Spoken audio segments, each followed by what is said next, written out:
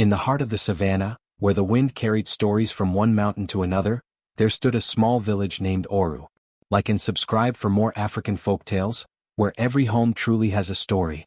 The people of Oru lived quietly, their days filled with laughter, farming, and storytelling around the fires at night. But peace, as the elders often said, never lasts long in a village that forgets its own shadows. It began when two brothers, Kato and Juma, inherited their late father's land, a vast stretch of fertile soil near the river. Their father had died suddenly and the will was unclear. One parchment said the land belonged to Kato, the firstborn. Another, hidden in a clay pot, claimed the land was to be divided equally. No one knew which was true. At first they tried to share. But the river changed its path after the rainy season, flooding one half and drying the other. The crops failed and whispers began. Some said Juma had cursed the land out of jealousy.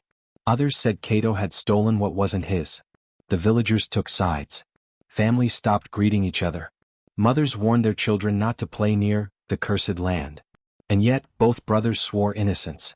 Then, strange things began to happen. At night, people heard voices by the river, soft murmurs like the dead were talking. Goats disappeared, found days later with strange marks on their necks. And every morning, the same footprints, large, barefoot, and deep, led from the river to the village shrine. One night, Juma's wife, Sifa, heard knocking at their door. 3 soft knocks. When she opened it, no one was there, only wet footprints leading away toward the fields. The next morning their best cow was dead. The elders gathered under the old baobab. "The ancestors are angry," said one. Someone broke the blood oath. But none remembered an oath. Until an old woman, blind in both eyes, spoke up. She said long ago the land had been given to their family by the river goddess in exchange for a promise, that the land would never be divided, and the family would always live in unity. "You broke that," she said, pointing her trembling hand toward the brothers.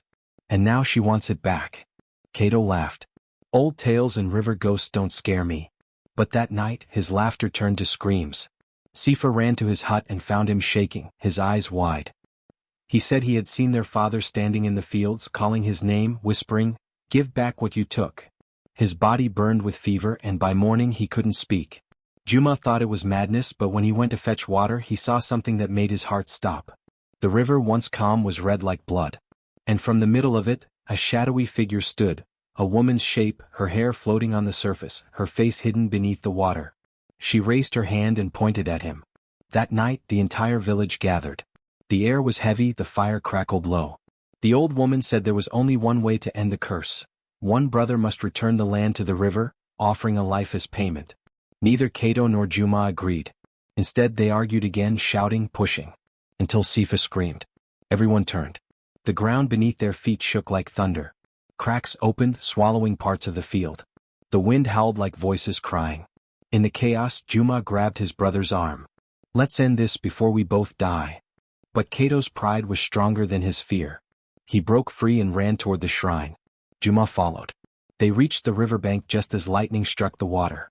The figure rose again, her eyes glowing like embers. She spoke in a voice that made the trees tremble. "You cannot build peace on stolen soil."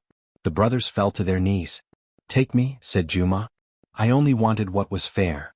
But Kato shouted, "No. It was mine from birth." The river roared. Then silence. The goddess whispered, "So be it." By dawn, the villagers found the fields empty. No footprints, no sound, just 2 golden bracelets floating on the river. The land became fertile again, green and rich, but no one dared touch it. It was said that sometimes at night 2 men's voices could still be heard arguing by the river. Years passed and the story became a warning: greed doesn't kill with knives. It kills with silence, waiting for hearts to turn against their own blood. But the story didn't end there. One evening, decades later, a young boy named Tembo wandered near the forbidden land. He found a golden bracelet half buried in the mud. He took it home thinking it would bring luck. That night, the river rose higher than it had in years, swallowing fields, homes, and even the shrine.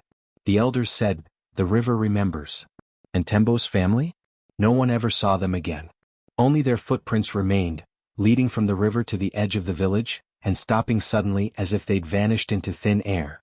So the people of Oru built a wall around the river and sealed it off with stones and charms. But sometimes when the moon turns red, the wind still carries whispers. The same 2 voices, one calm, one angry, forever trapped between the living and the dead. Every home in Oru now tells that story when night falls, not because they like fear but because they know. Peace dies the moment family turns into enemy.